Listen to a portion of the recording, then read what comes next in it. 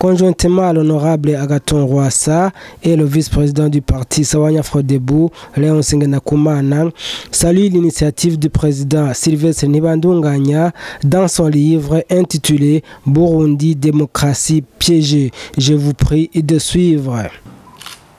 La première chose à faire, c'est de féliciter le président Ntibantunganya pour le travail abattu. Certes, il a besoin d'être accompagné par d'autres. Certainement, il a mis à la disposition du public sa version des faits. Probablement qu'il y en aurait d'autres qui pourraient avoir des détails sur les autres chapitres. Ça serait intéressant. Comme il a dit, surtout pour le travail de la CNR, si on pouvait avoir beaucoup d'écrits qui éclairent notre histoire.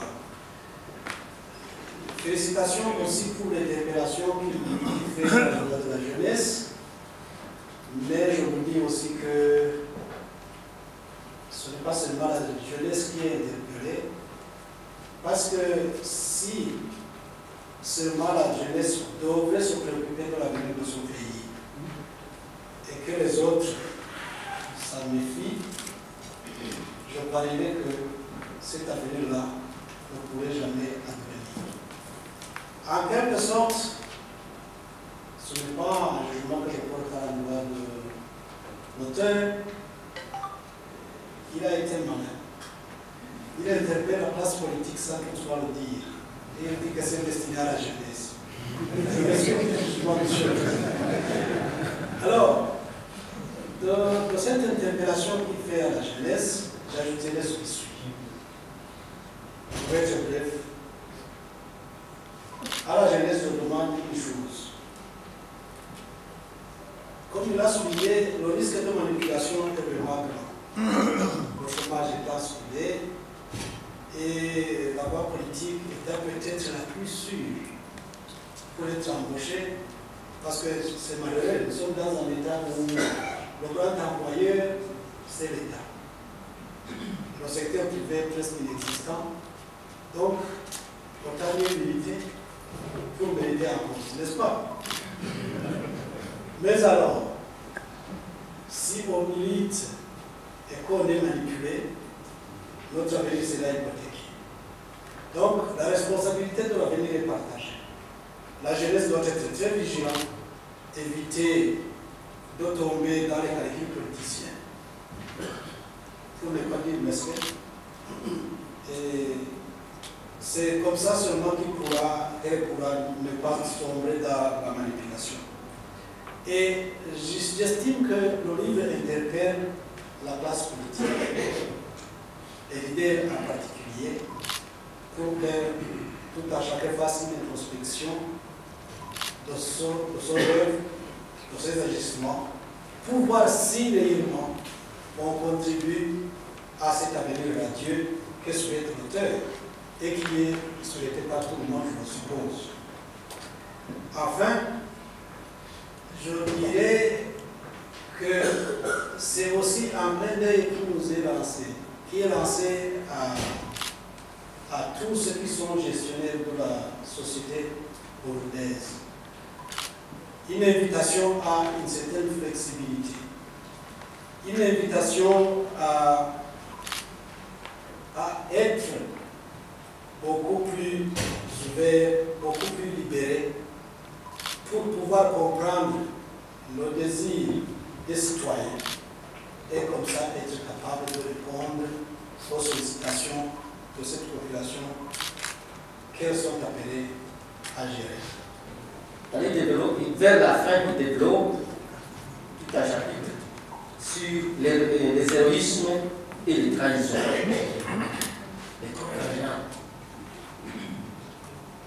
Vous comprenez que ce livre est très intéressant. Même pour le paresseux à lire, il va le lire. Il faut comprendre tout cela. Alors, je dis qu'en abordant tous ces thèmes, l'auteur du livre donne des opportunités à tous ceux qui veulent être éclairés sur notre douloureux passé. Il a dit. Nous avons une histoire très longue. Et le Cap-Vert est éclairé aussi sur le Cap-Vert que le peuple burundais a connu. J'envoie pas aux autres suite au manque de vision. Suite au manque de vision et suite à ces trahisons qui sont développées dans son livre, des leaders, tant au niveau des partis politiques qu'au niveau des institutions. Manque de vision et ces trahisons.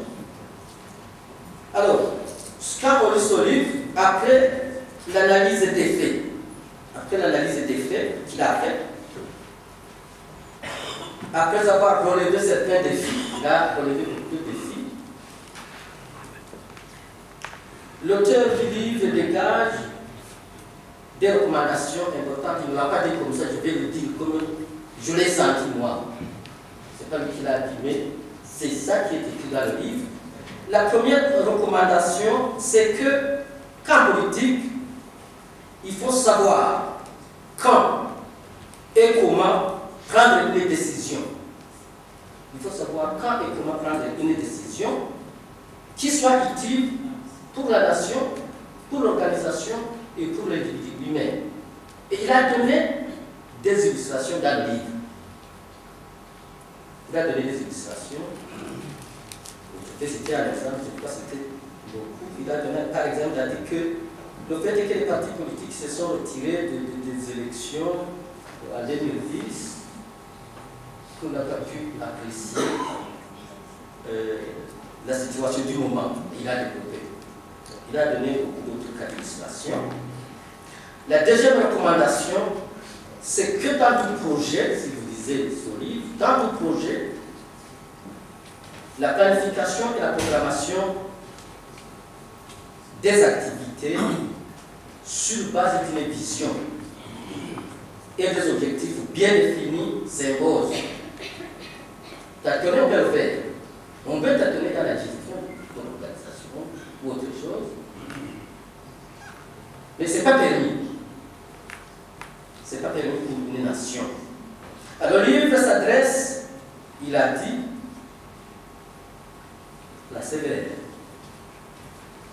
Il s'adresse également aux institutions et aux partis politiques, quand on lit bien, aux institutions et aux partis politiques et aux acteurs politiques, mais aussi aux jeunes générations.